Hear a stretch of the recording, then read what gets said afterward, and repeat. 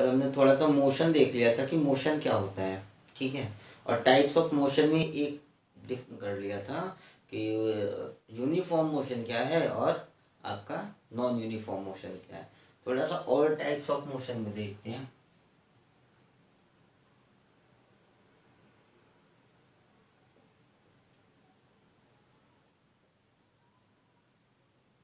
देखो मैं अलग अलग दो पार्ट बनाता हूँ, और उसमें चीज़ों को लिखता हूँ, फिर उसको बाद में डिफरेंशिएट करूँगा।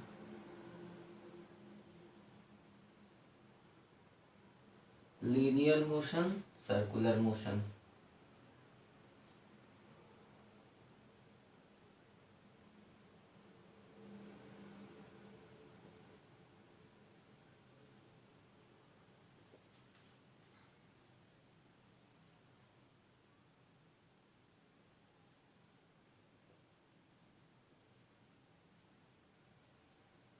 ठीक है, ये चार चीजें हैं। देखो इन दोनों का मतलब लगभग ऑलमोस्ट ऑलमोस्ट सेम होता है। थोड़ा सा जो डिफरेंस है वो अभी मैं क्लियर कर दूंगा। इन दोनों का भी मतलब ऑलमोस्ट ऑलमोस्ट सेम है, थोड़ा सा डिफरेंशिएट है। देखो लीनियर मोशन मतलब सरल रेखीय गति। लीनियर मोशन मतलब सरल रेखीय गति। ट्रांसलेटरी मोशन मतलब स्थानांतरीय गति। सर्कुलर मोशन मतलब वृत्तीय गति। रोटेशनल मोशन मतलब घूर्णन गति। ठीक है, क्या होते हैं देखो, अगर मैं आपसे बोलूं एक पार्टिकल किसी स्ट्रेट पाथ पे मूव करे तो उसकी जो गति होगी, उसका जो मोशन होगा, कौन सा मोशन होगा? Linear motion. मतलब लीनियर मोशन में कौन मूव करता है? पार्टिकल। लीनियर मोशन में आपका मूव कौन करता है? पार्टिकल मूव करता है, कण मूव करता है। ठीक है, अगर मैं आपसे बोलूं कि एक मार्कर है और ये ऐसे मूव कर रहा है, तो इसकी गति जो है, इसका जो मोशन है, वो लीनियर मोशन नहीं बोला जाएगा, वो आपका बोला जाएगा ट्रांसलेटरी मोशन। मतलब एक आपकी वस्तु चले तो वो स्थानांतरी गति, एक आपका कण चले तो वो आपकी रेखीय गति। समझ में आई बात? तो यहाँ पे मूव कौन करेगा? यहाँ पे मूव करेगी बॉडी। अब इन दोनों में भी अंतर बताता हूँ। बॉडी मूव करेगी, कौन मूव करेगा? वस्तु मूव करेगी। अगर कोई कण सरल रेखा में गति करे तो उसकी गति रेखीय गति। अगर कोई वस्तु सरल रेखा में गति करे, उसकी गति कौन सी? स्थानांतरी गति। ये क्या चीज है?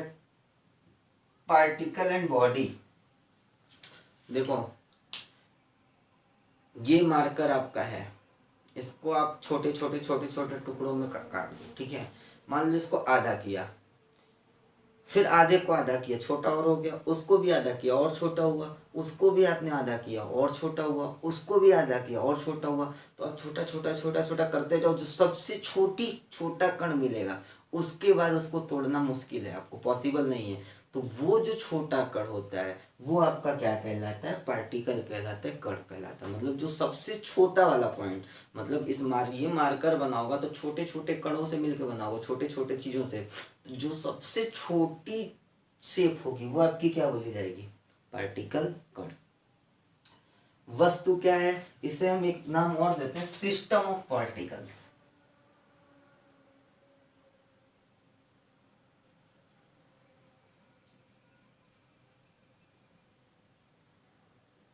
इसे हम एक नाम देते हैं system of particle. System of particles मतलब कणों का निकाय। हिंदी लिख देता हूं, कणों का निकाय। ठीक है, इसकी हिंदी होगी कणों का निकाय। ये क्या चीज है? छोटा सा एग्जांपल लो, आपको सब समझ में आ जाएगा। आप क्लासरूम में बैठते हो, ठीक है, इसको मैं मिटा रहा हूँ। क्लासरूम में आप बैठते हो, ठीक है। अगर आप की क्लास को बाहर से कोई देखे, ये आपका क्लासरूम है, अभी क्लास 9th में हो आप लोग, तो ये आपका 9th का क्लासरूम है। और यहाँ पे सब आप जैसे चूजे बैठे पड़े हैं, ठीक है, ये सारे चूजे बैठे हैं, इनमें से आप भी हो सकते हो कोई। ये अगर कोई इंसान यहाँ से इसको देखे तो उसको बताओ चूजे दिखाई देंगे कि ये पूरा का पूरा एक कमरा दिखाई देगा? बाहर से तो पूरा का पूरा कमरा दिखाई देगा ना। बाहर से आपको क्या दिखाई दिया? पूरा का पूरा कमरा दिखाई दिया। मतलब बाहर से आपको पूरा क्या दिख गया? सिस्टम। बाहर से पूरा आपको क्या दिखा? सिस्टम। ये जो आपकी क्लासरूम का कमरा है ये आपका क्या है? सिस्टम। और ये आदमी जैसे इसके अंदर आया, तो इतने चूजे दिख गए, ठीक है। और ये चूजे दिख गए मतलब ये चूजे क्या है? पार्टिकल हैं। ये चूजे आपके क्या है? पार्टिकल हैं, कण हैं। थोड़ी सी बात क्लियर हो गई होगी कि जब बहुत सारे पार्टिकल एक सेट पैटर्न में अरेंज होते हैं तो वो क्या बनाते हैं? सिस्टम बनाते हैं। समझ में आई बात? सिस्टम क्या होता है? सिस्टम क्या होता है? वो चीज जिसमें बहुत सारे पार्टिकल एक सेट पैटर्न में अरेंज हो। क्लास में आप देखो, बाहर से देखो तो ये बस आपकी क्लासरूम दिखाई देती है। ये क्लासरूम आपका क्या है? सिस्टम है। क्लासरूम के अंदर जाओ तो वो क्लासरूम बना किससे किससे है? आप जैसे चूजों से मिलके बना है। तो ये जितने सारे चूजे हैं उसके क्या है? पार्टिकल हैं। और यही सारे पार्टिकल एक सेट पैटर्न में अरेंज हो गए तो आपका क्या बन गया? सिस्टम बन गया। और इसी सिस्टम को हम बॉडी भी बोल देते हैं, ऑब्जेक्ट भी बोल देते हैं, 50 नाम इसके बन गए। तो आपको समझ में आ गया होगा कि पार्टिकल क्या है और सिस्टम ऑफ पार्टिकल क्या है, ठीक है। तो जब आपका पार्टिकल एक स्ट्रेट लाइन में मूव करे, मोशन कौन सा? Linear motion. जब आपका सिस्टम ऑफ पार्टिकल मूव करे, कौन सा? ट्रांसलेटरी मोशन, ठीक है, स्थानांतरी गति। जब आपका एक पार्टिकल एक सर्कुलर फॉर्म में सर्कुलर रास्ते पे मूव करे तो वो मोशन आपका कौन सा? Circular motion. देखो एक पार्टिकल की बात कर रहे हैं, देखो ऊपर वाले जो दोनों लिखे हैं ना, इसमें मोशन किनका होगा? इनमें मोशन होगा पार्टिकल का, कण का। इनमें मोशन किसका होगा? कण का। और जो नीचे दोनों लिखे हैं इनमें मोशन होगा सिस्टम ऑफ पार्टिकल का।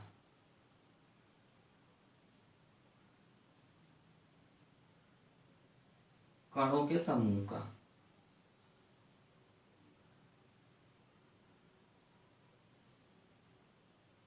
ठीक है, देखो जब एक कण किसी लीनियर पाथ पे मूव करे उसका जो मोशन बोला जाएगा लीनियर मोशन, रेखीय गति।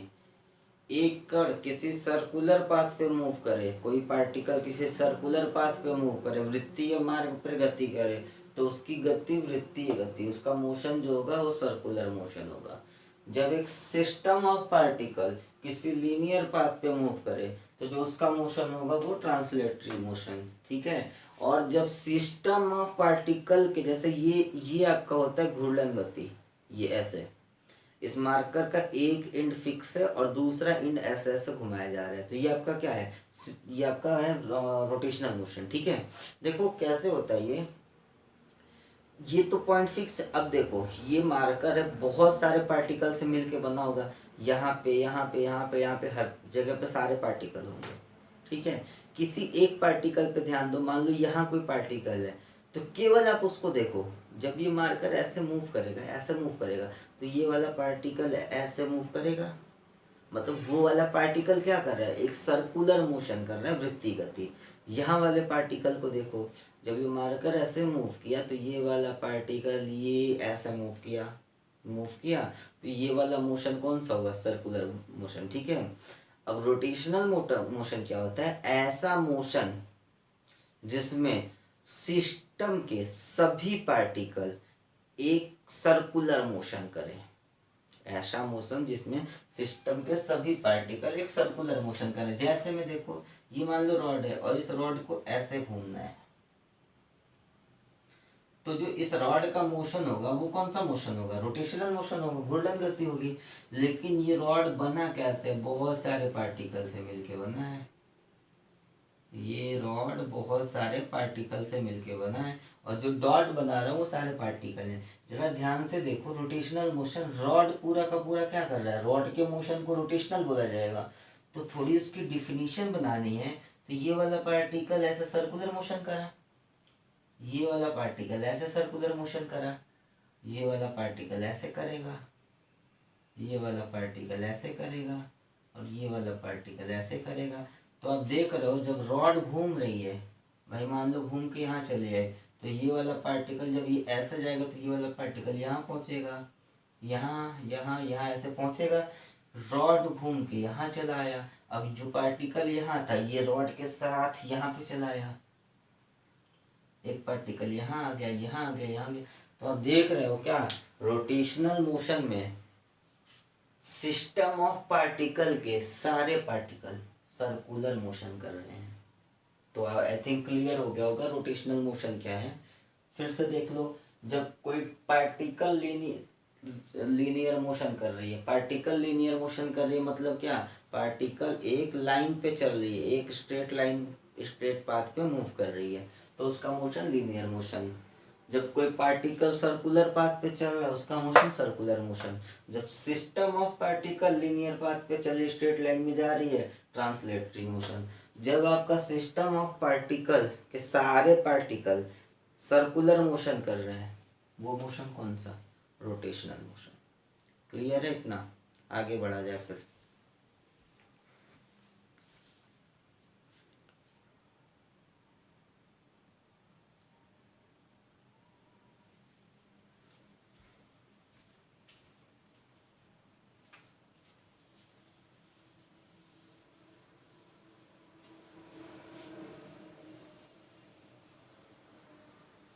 अब इतनी सी बात हो गई, थोड़ी सी बेसिक बेसिक चीजें थी, ठीक है।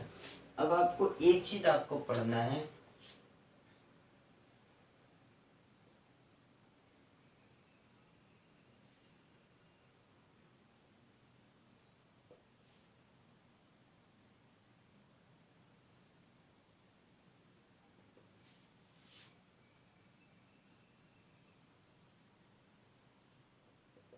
ठीक है। एक को हम बोलते हैं अदिश राशि,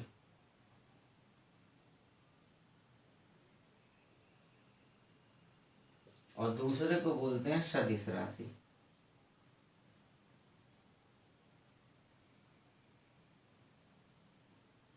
एक को हमने बोल दिया अदिश राशि, दूसरे को सदिश राशि। ये चीजें आपको समझनी है क्या होता है, ठीक है। तो एक लाइन में आप समझो,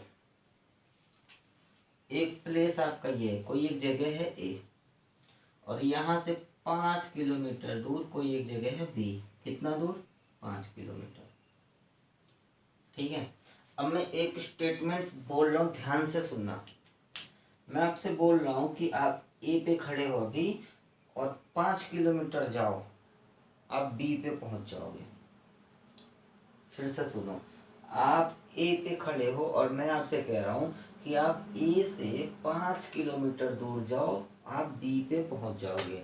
तो अगर ए से आप 5 किलोमीटर दूर जाते हो तो बी पे पहुंच जाओगे, नहीं पहुंच पाओगे। क्यों भाई, आपने बोला 5 किलोमीटर ना, तो कोई आदमी 5 किलोमीटर इधर भी जा सकता है, कोई इंसान 5 किलोमीटर नीचे भी जा सकता है, कोई 5 किलोमीटर ऊपर भी जा सकता है, हो सकता है ना। आपको ए से भेजना कहाँ पे है, बी पे।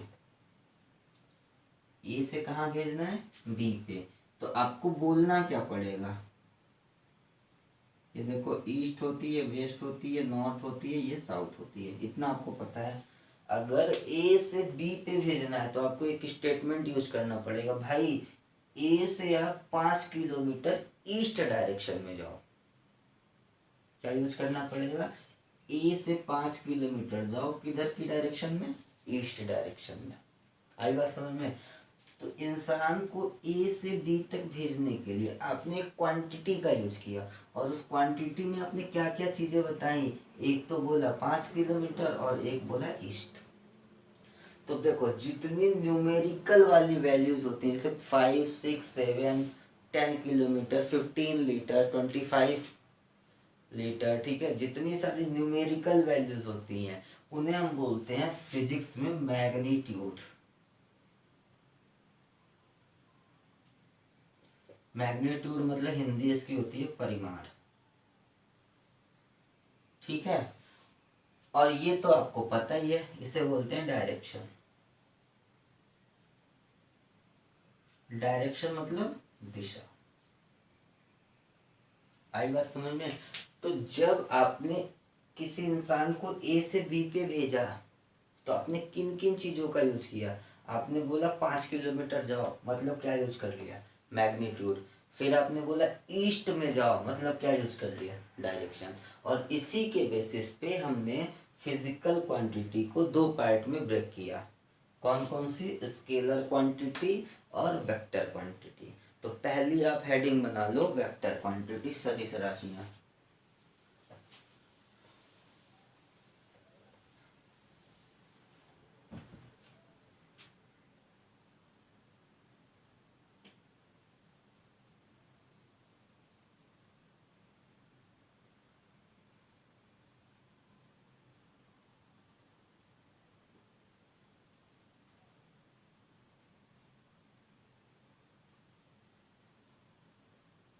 ठीक है, ऐसी क्वांटिटी जिनके पास मैग्नीट्यूड भी होती है, परिमाण भी होती है और डायरेक्शन भी होती है, दिशा भी होती है, वो आपकी क्या बोली जाती है, सदिश राशियां। ठीक है, क्लियर हो गई होगी बात। ऐसी the quantity which has both magnitude and direction is known as vector quantity. ऐसी राशियां जिनमें दिशा और परिमाण दोनों होता है, सदिश राशि कहलाते हैं। ठीक है, अदिश राशि क्या होती है, तो जैसे आप मार्केट में जाओ, सपोज कर लो कि आपको लेना है चीनी।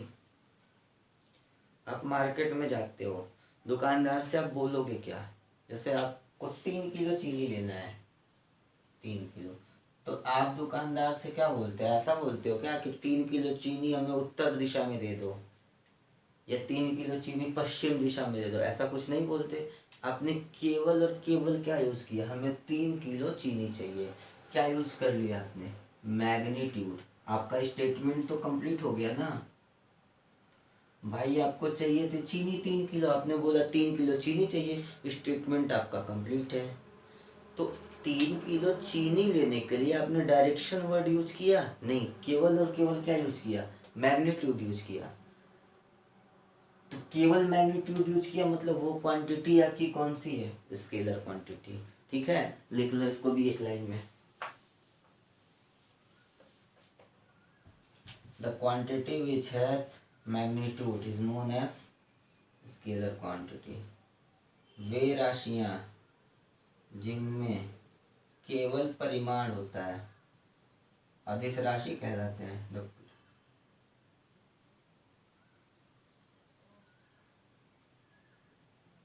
ठीक है, जिनमें दिशा और परिमाण दोनों हो, सदिश, केवल और केवल परिमाण हो, अदिश।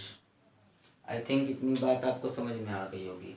एग्जाम्पल देख लेते हैं। स्केलर क्वांटिटी में आपका आता है डिस्टेंस। ठीक है, हिंदी बोलते हैं इसको दूरी।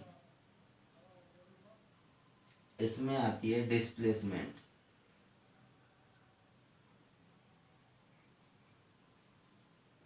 विस्थापन। सेकंड आपका है स्पीड, चाल। यहाँ पे वेलोसिटी, वेग। ठीक है, थर्ड आपकी इसमें आती है एनर्जी। एनर्जी मतलब हर तरह की एनर्जी, धीरे धीरे आगे पढ़ोगे। ठीक है, इसमें आपकी आती है एक्सीलरेशन। हिंदी में होता है त्वरण। तो ये बहुत सारे एग्जांपल हैं, धीरे धीरे आप करते जाओगे। आई थिंक आपको स्केलर क्वांटिटी और वेक्टर क्वांटिटी क्लियर हो गई होगी। ठीक है, और स्केलर के वेक्टर की ये आपकी एग्जांपल है। तो कल वाली क्लास में हम क्या स्टार्ट करेंगे, हम डिस्टेंस को समझेंगे क्या है, डिस्प्लेसमेंट को समझेंगे क्या है, फिर स्पीड को देखेंगे क्या है, फिर वेलोसिटी को देखेंगे, फिर एक्सीलरेशन को देखेंगे। ये काम हमारा कल का है। तब से आप इसे प्रॉपर वे में नोट्स बनाइए और इसका रिवीजन करिए।